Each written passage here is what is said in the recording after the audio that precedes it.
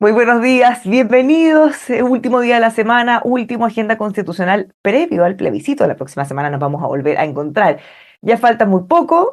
Las campañas han terminado oficialmente en el día de ayer, pero vamos a estar comentando y haciendo un balance también de lo que ha sido todo este proceso, junto, como siempre, a Soledad Bertelsen, académica de la Universidad de los Andes e investigadora de Polis, Patricio Zapata, académico de la Universidad Católica y director del Centro de Democracia y Comunidad, y Francisco Zúñiga, profesor de la Universidad de Chile y presidente de la Asociación Chilena de Derecho Constitucional. ¿Cómo están todos? Bienvenidos. Hola a Muy bien, todos. hola.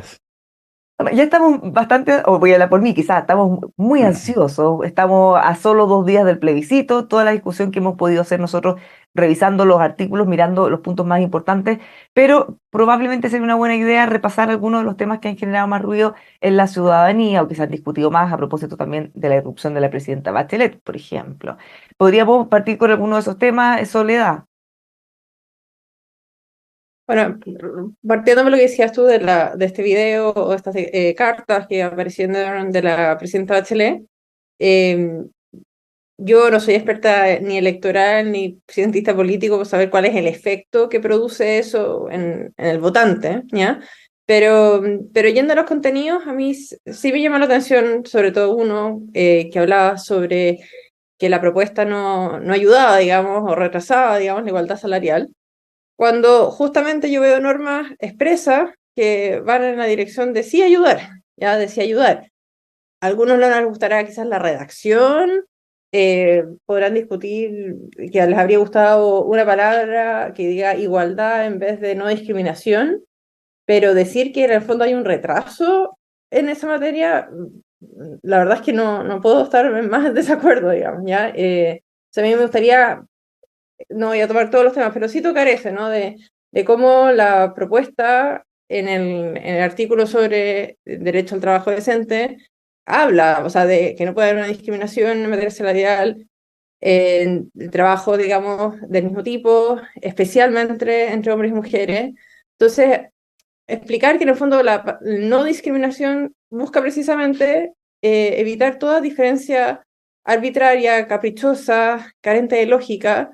Entonces, si un trabajo es del mismo cargo, del mismo tipo, bueno, que se le pague más a un hombre que a una mujer, perfectamente cabe dentro de esta categoría de discriminatorio, y por lo tanto la propuesta constitucional ayuda a que esas cosas se eviten, ¿ya? Es verdad que esa norma estaba en nivel del Código del Trabajo, pero bueno, tiene gran valor, digamos, que se ponga a nivel constitucional. Entonces, yo sé que hay otros temas que trató, pero sí quería aclarar ese, que me imagino que es muy sensible para las mujeres, para toda la población, aclararlo, digamos, simplemente con la norma, sin entrar a como consideraciones personales de opinables, sino que la norma me parece a mí que va en la línea de fortalecer la igualdad en vez de ser un retraso. Francisco, Patricio, respecto a este punto, o a las otras cosas que mencionaba la presidenta Bachelet, que esto va a significar un retroceso total para los derechos de las mujeres, que se pone en riesgo el aborto tres causales. Incluso se mencionaba, y este punto sí quiero que lo abordemos en profundidad, la objeción de conciencia institucional, porque en el texto no queda, lo sacaron en forma explícita, hay distintas interpretaciones, pero se sigue insistiendo que gracias o en virtud a eso podrían, por ejemplo, el caso que más se ha repetido, estar niños de los colegios porque sus padres están separados, por ejemplo. Sí, Francisco. yo entiendo que en estos procesos constitucionales y a la hora de informar a la ciudadanía hay una dificultad, porque nos tropezamos con normas que a veces son complejas, que tienen alguna dimensión técnica. Entonces, de algún modo, las campañas lo que hacen Eh, es intentar simplificar y construir mensajes en función de las opciones que están en juego. Y yo entiendo que la postura expresada por la presidenta Bachelet va en esa línea, expresar en lenguaje simple mensajes. Ahora, ¿cuál es la dificultad que yo veo más allá de la cuestión de ir a desagregar qué significa para la mujer la propuesta surgida del Consejo Constitucional? La dificultad que observo es esta ilusión constitucionalista de creer que el texto de la Constitución tiene en sí mismo la capacidad de conformar la realidad. Una suerte de varita mágica que transforma la realidad. Y eso no es así. Ni en temas de derechos de la mujer, ni en temas de seguridad u orden público. Porque uno podría creer que con la sola creación a nivel constitucional de la Defensoría de las Víctimas y el Servicio de Acceso a la Justicia estaría resuelto el problema de la protección de las víctimas, o con la policía fronteriza, que ya hemos discutido acá, estaría resuelto el problema de la inmigración y el uso de pasos no habilitados a través de nuestra frontera. Entonces, ahí hay una cuestión compleja. Explicarle a la ciudadanía que la Constitución es un principio de las cosas y que hay mucho por hacer por delante, que hay políticas públicas, que hay decisiones políticas cotidianas que van paulatinamente conformando la realidad a partir de la Constitución. Y eso en sí mismo puede ser un mensaje poco atractivo. Yo me temo que eso no tiene ningún sex appeal para el ciudadano a pie que va a ir a votar el día domingo 17.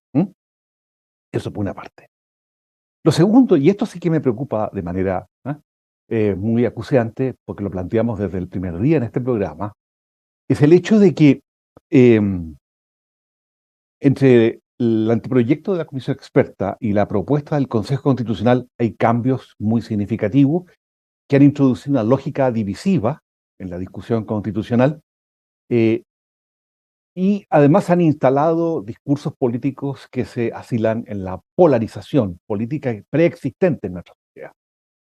Entonces, esa dificultad de un texto divisivo como el que tenemos que votar este domingo, plantea en toda su dimensión lo que significa imponer un texto por una supermayoría en el seno del Consejo Constitucional. Porque la ciudadanía tiene fatiga constitucional, hay francamente un agotamiento del proceso constitucional, tanto así que algunos partidos dicen que con este resultado se acaba el proceso constitucional, exagerando la nota incluso en esta cuestión, porque hay la percepción instalada de que el tema está agotado, que hay fatiga, que la ciudadanía no está informada adecuadamente, que muchos preguntan cómo voto, y esto puede impactar en el voto de nulos y blancos o en un cierto absentismo electoral. Entonces, todas estas cuestiones, en definitiva, yo creo que van sumando a una cuestión que planteamos hace meses, y es que, enfrentados a la lógica de la imposición, se hace muy difícil transmitir mensajes coherentes. Porque respecto de una misma cuestión hay dos lecturas distintas. Y por tanto, o estamos frente a la simplificación del texto o estamos frente a fake news, a noticias interesadas, a deformación de la información que transmitimos al público. Entonces, esta es una cuestión acuciante, ya no fue resuelta.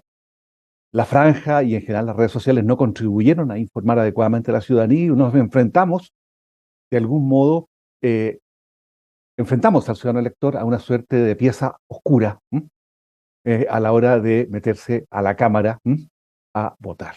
Y esto es lamentable, lamentable. Patricio.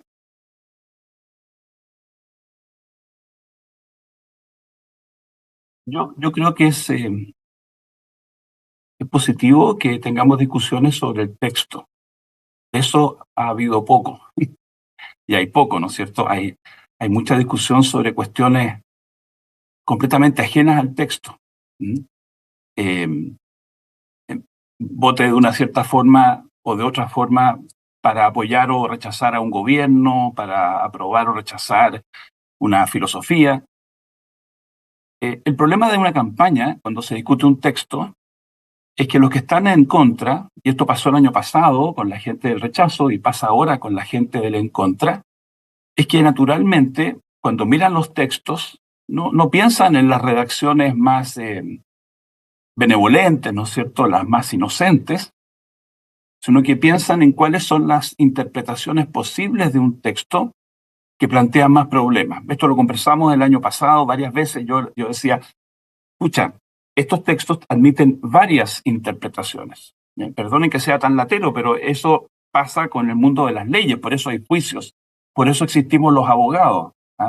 porque los textos admiten distintas interpretaciones y en principio yo siempre trato de evitar decir, es evidente que este texto significa esto. ¿Ah? Quien piensa lo contrario es un ignorante. Esas son retóricas de campañas y también retóricas forenses cuando uno está tratando de convencer a un juez.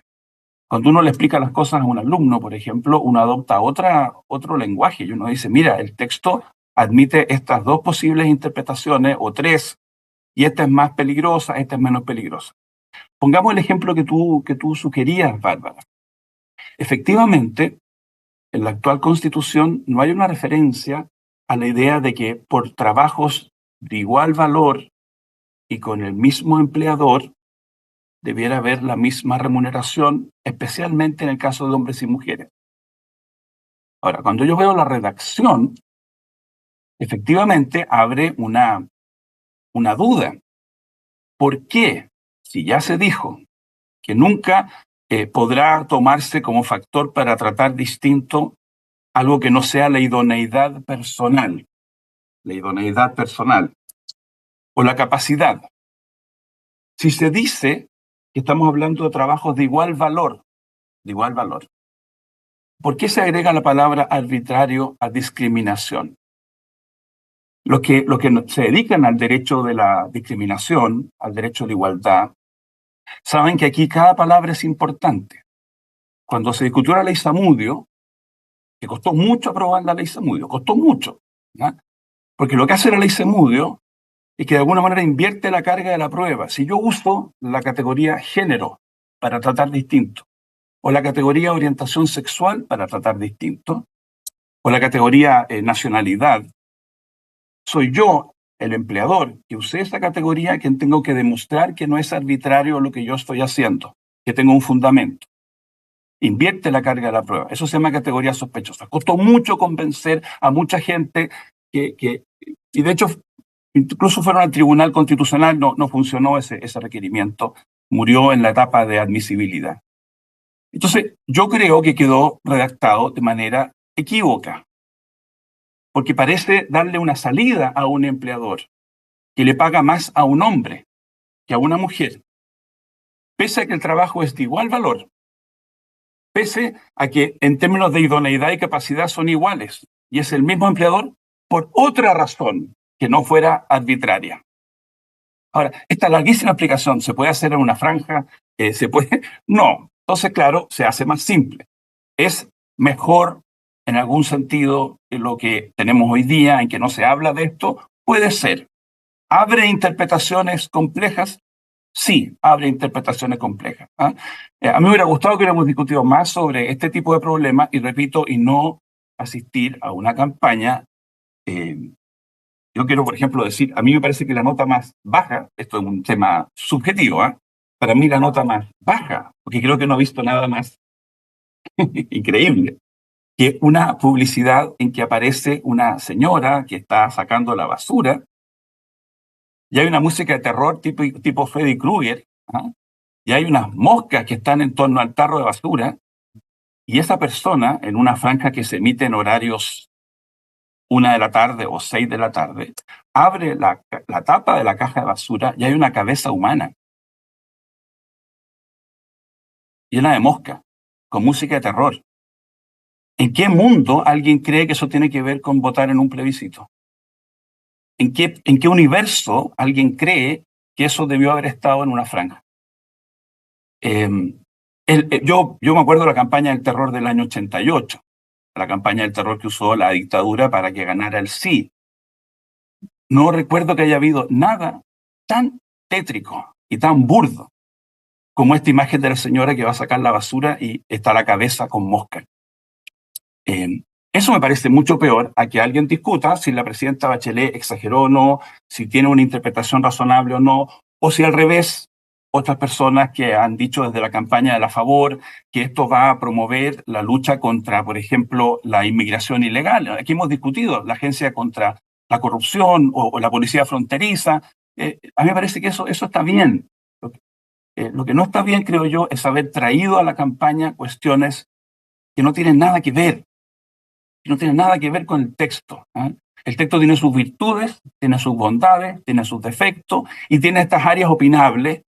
Yo por lo menos quiero decirlo, como existe la posibilidad de que tengamos el día domingo un resultado favorable, así como es probable que haya un resultado en contra, es probable que haya un resultado favorable, personas como los que estamos en este programa no podemos estar comprándonos la peor interpretación posible porque el día lunes vamos a tener que vivir con ese texto. Obvio, ¿no es cierto? Eso es lo responsable. ¿Ah? Pero sí podemos llamar la atención sobre ciertas ambigüedades y ciertos riesgos en forma responsable. Soledad. Yo quería seguir con el otro tema que planteaste, el de la objeción de conciencia. Creo que eso, la interpretación que está dando exactamente esa, la extrema, así como un poco también rebuscada, ¿ya? La objeción de conciencia lo que te permite es dejar de cumplir una obligación por razones serias, ¿ya? Que puedas comprobar que tienes un deber moral, filosófico, espiritual que te lleva a no cumplir con esa obligación. Entonces, yo no veo, digamos, en qué posibilidad hay de que te digan en este escenario eso te permite que un colegio eche a personas por estar embarazadas, por ejemplo, ¿no? O porque los padres estén divorciados. Porque además, en el fondo, la objeción de conciencia que es una norma más dentro de la Constitución, que en el fondo que hay que armonizar con los derechos de los otros también, ¿ya? Y tenemos el derecho a la educación de los niños, que tienen que recibir educación, ¿ya? Tenemos el derecho a no ser discriminado. Entonces, es muy peligroso, me parece a mí, leer las normas de derechos aisladas, sino que en el fondo hay que leerlas en conjunto, en cómo se armonizan. Y esto es un tema que no es solo de un texto constitucional del presente, de la que se propone, sino que en el fondo siempre pueden haber aparentes colisiones de derechos, aparentes choques entre derechos, es un tema antiguo, digamos, que aparece en en la práctica constitucional, y que en el fondo, en el caso a caso, se resuelve si realmente hay un conflicto o no, y que en el fondo hay normas que queda claro que, bueno, esto no significa esto otro, ¿no?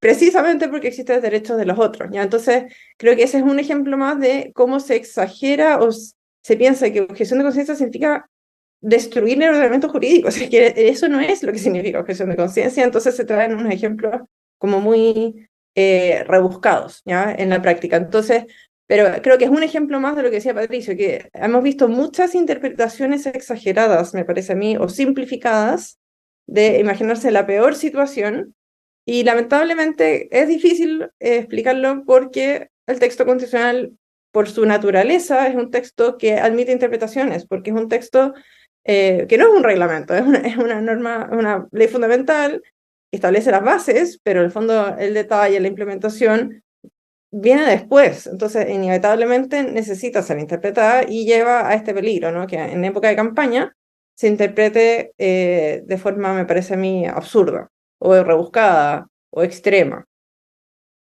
Ahora, la objeción de conciencia institucional, la palabra institucional no está en el texto. Y esa es una discusión que se ha dado también en los últimos días porque algunos asumen que sí, hacen campaña diciendo que sí, y en realidad eso lo sacaron en la comisión mixta. Más allá de que igual se pueden dar interpretaciones, que esto queda sujeto a materia de ley, que se va a tener que regular, pero la palabra institucional no está en el texto. Francisco, Patricia. La palabra institucional no está, y por eso a mí también me llama la atención que se hayan apoyado de esa norma.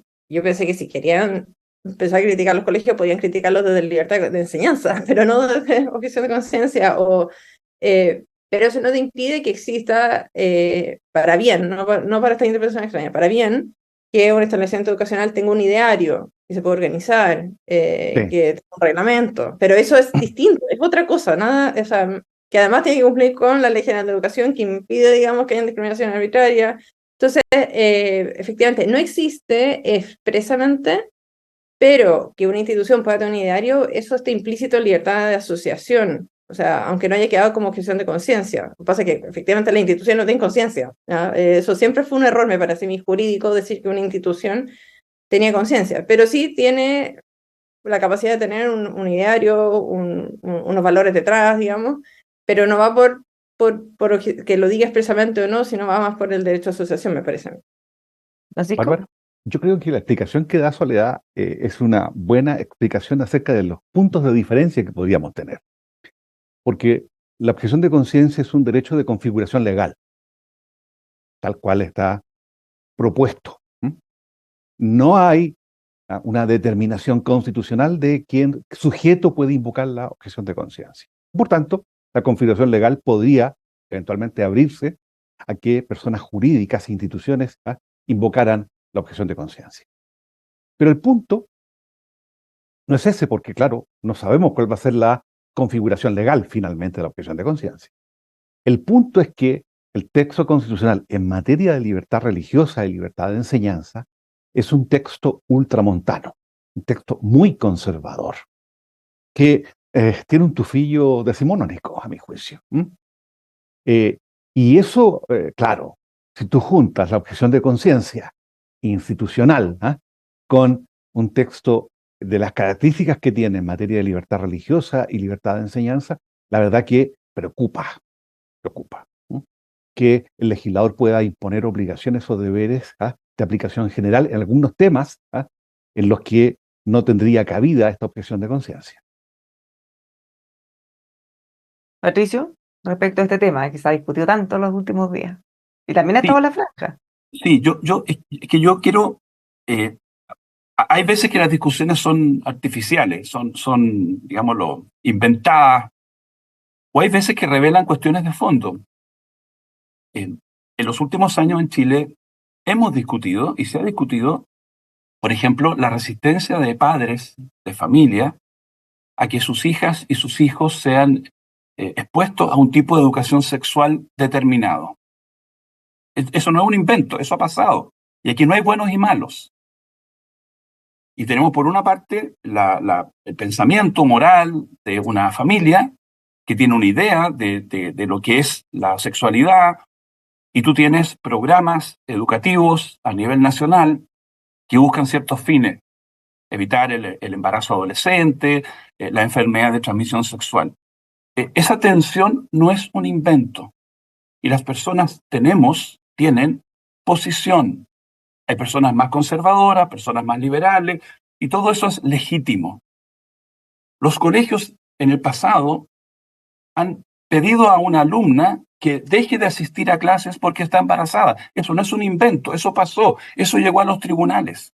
Pero hace mucho pasado, sí, un No hace tanto como uno quisiera. par de décadas, por lo menos. Y los colegios a veces pueden decidir tomar decisiones sobre una profesora en las clases de religión, si es lesbiana o no es lesbiana. Y entonces, lo que quiero decir es, estas cuestiones revelan posiciones de fondo que deben ser respetadas, las dos, y que se expresan en debates que llegan a los tribunales. A mí, en lo personal, la idea de que de la libertad de conciencia se desprenda naturalmente el derecho a que en ciertos casos, cuando es muy violenta la presión que se le pone a una persona por una ley, pueda, excepcionalmente, liberarse a esa persona del cumplimiento de la obligación que todos los demás deben cumplir. O sea, esto tiene que ser una excepción, porque lo contrario se acaba el pacto social. Si cada uno transforma su conciencia en un competidor de la voluntad soberana, se acabó la nación. Se acabó la nación. Cada uno dice. Entonces, la manera en que esto se redacte no da lo mismo. Tal cual hoy día existe la libertad de conciencia, nosotros le reconocemos, por ejemplo, a un testigo de Jehová rehusarse a una transfusión de sangre porque va contra su fe.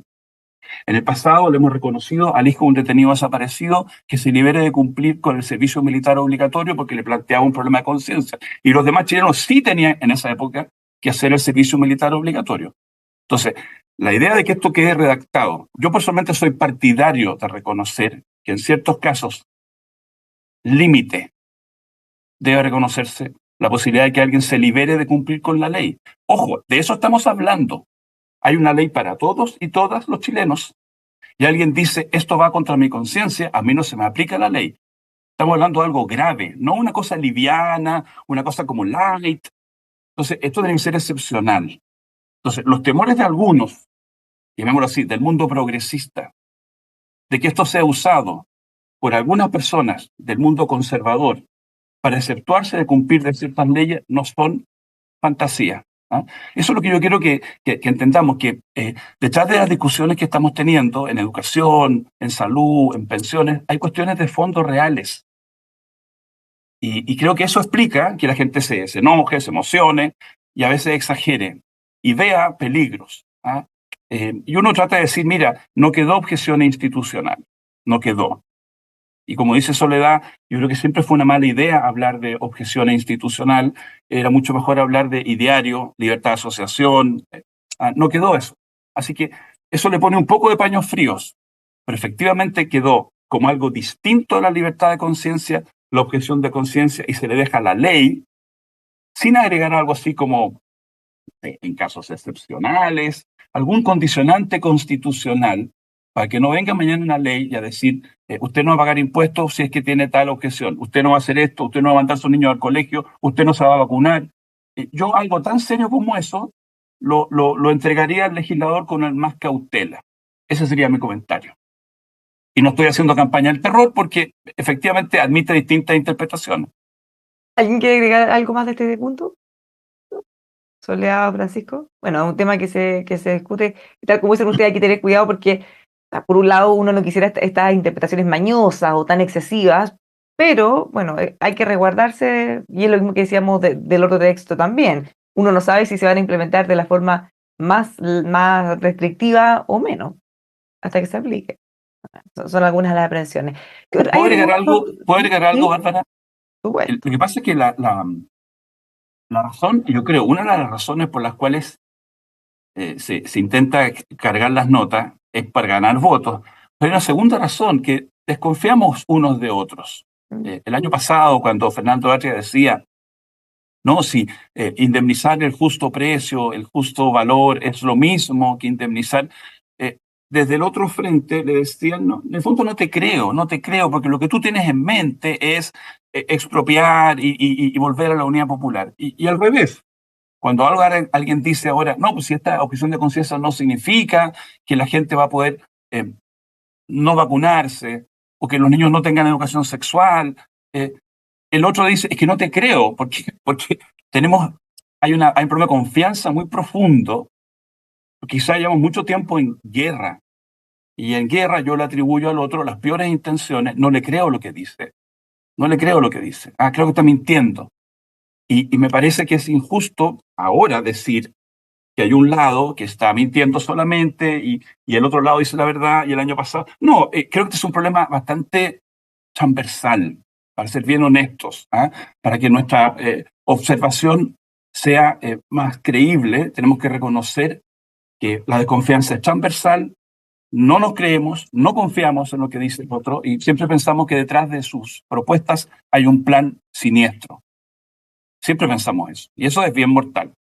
Bárbara, me agarro de lo que dice Patricio, porque eso deja en evidencia el enorme error que se comete cuando se impone un texto divisivo. Cuando tú pactas o llegas a un acuerdo sustantivo, es distinta la manera de enfrentar estas cuestiones. Y por tanto, toda esta discusión que hemos tenido durante la campaña, lo que ha hecho es alimentar esa pequeña hoguera de la polarización política. Y me temo que con independencia del resultado, eso va a seguir allí instalado, porque no fuimos capaces de lograr un pacto o acuerdo razonable. Soledad. Y yo quería agregar que la polarización va más de todo, o sea, el problema de estas interpretaciones en base a la desconfianza va más allá de izquierdas y derechas. ¿Ya? A mí me ha llamado mucho la atención otro aspecto de la campaña del En Contra, que no es el que uno podría esperar de la izquierda que está descontenta porque no llegaron a un acuerdo, ¿ya? Sino de un grupo de derecha que también desconfía absolutamente del texto, que también ve una campaña de terror, pero justamente por las razones contrarias a las que la izquierda está votando en contra. Entonces, a mí eso me llamó profundamente la atención y concuerdo con Patricio que hay un problema de confianzas, pero es que hay un problema de confianzas que va mucho más allá de yo desconfío del otro como si el otro sea uno solo, ¿no?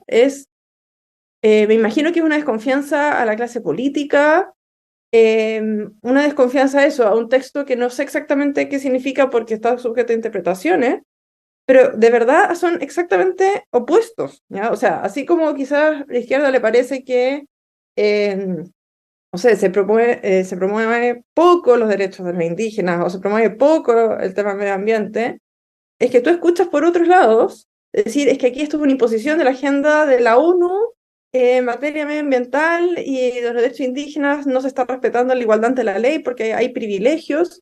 Entonces, de verdad, yo digo, ¿estamos leyendo el mismo texto o estamos leyendo dos textos diferentes? O sea, creo que el nivel de desconfianza, me agarro a punto de Patricio, pero va mucho más allá. No es una desconfianza del otro como uno solo, ¿ya? Y creo que es importante pensarlo, yo no tengo la respuesta de qué pasó acá, ¿ya? Porque efectivamente esta desconfianza creo que nos va a acompañar mucho más tiempo, pero como un nivel mucho más profundo. Yo creo que es una desconfianza de los políticos, de lo que los políticos hacen, de los procesos, y eso me preocupa mucho más, porque en el fondo creo que esto no se habría solucionado solamente, por lo que he visto, en un texto consensuado. Uno habría pensado que sí, pero yo digo, si este grupo de derecha más, digamos, extrema, interpreta de esta manera, yo no sé cómo habrían interpretado un texto consensuado.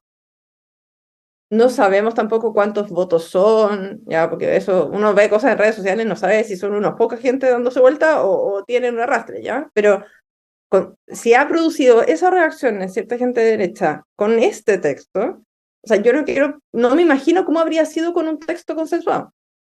O sea, habría sido probablemente mucho peor aún, o más extrema. Entonces, yo no simplificaría sobre que solo fue porque no tuvieron texto consensuado. Aquí creo que hay un tema más profundo de desconfianza. No sé si si es solo hacia la clase política, hacia el proceso mismo, no lo tengo identificado, pero creo que es aún más complejo el problema de las desconfianzas. Claro, y ese problema, lo conversábamos antes de partir el programa, probablemente no se va a zanjar, gane el a favor o gane el en contra, y no en un corto plazo, porque además, pase lo que pase, y eso lo vamos a analizar en el próximo programa, que va a ser el último, pero teniendo esa desconfianza de base, va a ser bien difícil avanzar en cualquiera de los dos escenarios. Francisco. Efectivamente, yo creo que el tema de la desconfianza, y concuerdo con Soledad, es preexistente. Me temo que es un problema de las democracias a nivel global, además. Hay una desconfianza de los ciudadanos en quienes ejercen poder político, ¿ya? Pero esa desconfianza hacía más imperioso aún llegar a un acuerdo o pacto razonable, porque había que construir legitimidad. Y por eso es que hace mucho rato, en lo personal, ¿ah? Lamentado, ¿ah? Que no se haya producido o no se haya prolongado el acuerdo o pacto que hubo en la comisión experta en el Consejo, no por una razón oportunista, no por ser una minoría irrelevante en el seno del Consejo Constitucional, sino porque creo que un texto constitucional debe descansar en la lógica del pacto para tener legitimidad. Bueno, vamos ahora, antes de cerrar, ¿hay algún otro tema que a usted le haya dado vuelta de lo que se ha discutido, de las supuestas fake news? En realidad, toda esta semana, a propósito, ya lo decíamos, de las declaraciones del presidente Bachelet, se instalaron con mucha fuerza esos que ya comentamos. ¿Hay algún otro que a usted le gustaría comentar antes de que nos vayamos, ya esperando el resultado del plebiscito? Parece que estamos claros entonces. Tanto silencio. Yo creo que es un llamado a votar. Ya también parte de las fake news yo creo que ha sido de que el voto es obligatorio, pero después no te cobran la multa, entonces da lo mismo. No, no da lo mismo, ¿ya? O sea, yo creo que es sí un llamado a la gente a que sí vaya a votar, que no da lo mismo, que piense lo que piense, es muy importante que el resultado esté fundado en mayorías, digamos, para poder continuar, para darle la estabilidad al país. Entonces, y las multas sí llegan, ¿ya? O sea, yo lo sabía por gente que estuvo fuera del plebiscito anterior, que sí le llegó la notificación y que tuvo que explicar por qué estaba fuera del país, digamos. O sea, no es que no lleguen. Entonces, obviamente hay que ir a votar no solo por la multa, mucho más importante porque es un deber cívico y porque es necesario que el resultado que sea esté avalado por una votación importante que demuestre que la gente sí participó. Bueno, agrego a lo que decía Soledad, hay un plazo de un año para que el CERVEL entregue toda la información a los juzgados de policía local. Eso se hace, se cobra, lo que pasa es que es un poco lento el proceso porque son muchos, pero llega. Así que no se confíen y como dice ella también, me sumo, vaya a votar no solo por la multa, vaya a votar porque es importante. Es muy importante que usted Oye, participe. Y, no, Patricio, yo solo quiero decir, porque yo estoy consciente que entiendo que nos van a invitar una vez más a examinar los resultados, y el tema seguramente va a ser ese la próxima semana. Pero yo quiero realmente valorar el espacio que hemos tenido acá, y quiero volver a invitar a las personas en las 48 horas que le quedan, que se informe y vote responsablemente pensando en lo que es mejor para Chile, cualquiera sea su preferencia, y Dios quiera que sea lo que sea mejor para Chile. Dios quiera que sea lo que sea mejor para Chile, y esperémoslo tranquilamente, y nos juntamos el próximo, no sé, el lunes, Bárbara, el próximo martes. viernes nos vemos igual para hacer el cierre, bueno, y ver cuáles van a ser los escenarios que se abren. Este ciclo que ha durado este programa, ya llevamos desde el 2021, imagínense, Julio. claro, con junio de 2021, cómo se ha ido extendiendo en el tiempo. Bueno, vamos a ver si se cierra, vamos a estar acá de vuelta en un año más. Bárbara, Ya nunca sabe. Francisco. solo una apostilla. Eh, yo creo que la vocación democrática, pluralista, se demuestra precisamente en llamando a votar, ¿m? Informadamente, siendo parte de la comunidad política, aceptando el resultado de las urnas. Más allá de la contundencia o no contundencia del resultado de las urnas, aceptando el resultado de las urnas, porque eso es lo que corresponde, eso es el punto de vista de la responsabilidad y la buena fe que los actores políticos del sistema democrático deben tener. ¿M? Aunque haya habido esta campaña sucia, esta campaña de desinformación previa, uno tiene que confiar en una ciudadanía que progresivamente va madurando. Yo valoro mucho el sufragio obligatorio. Creo que va a contribuir en el futuro a repolitizar a la sociedad y volver a interesar a la ciudadanía, a la masa, en las cuestiones políticas.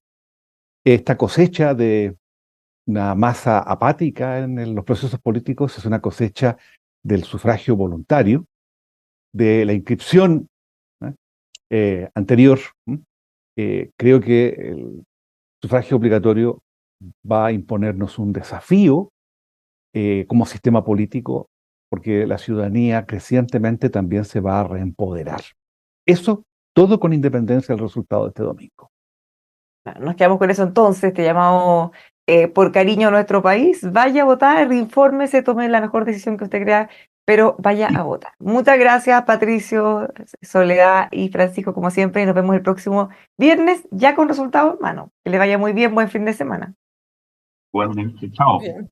Muchas gracias también a todos quienes nos han seguido durante todos estos años. Sigan con nosotros, nos vemos el próximo viernes, seguimos con Agenda Constitucional.